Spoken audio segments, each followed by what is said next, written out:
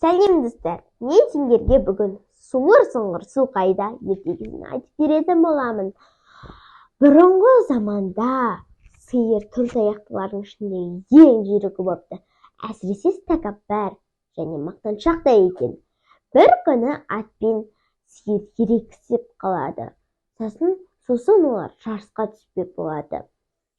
Олардың төрешісі арыстан екеуін бір күндік жолға әкеп сайды. Екеуі жарысты бастап шаба жөнеледі.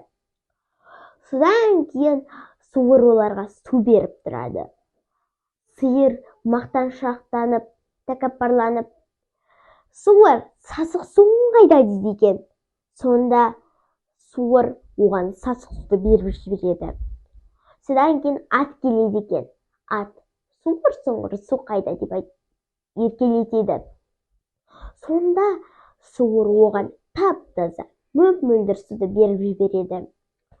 Сиыр сасық суды ішкеннен кейін жүрегі айнып, өкпесі қысады екен. Ал ат ана таза суды ішкеннен кейін одан сайын жігерленеді.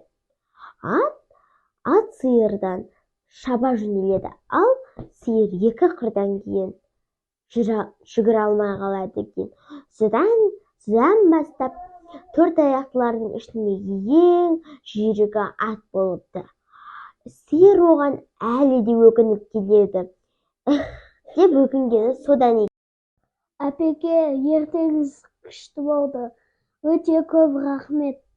Сау болыңыздар достар. Мен сіздерге осыдан кейін тағы да ертегі түсіретін боламын. Лайк басып, подписка етіп кетіңіздер.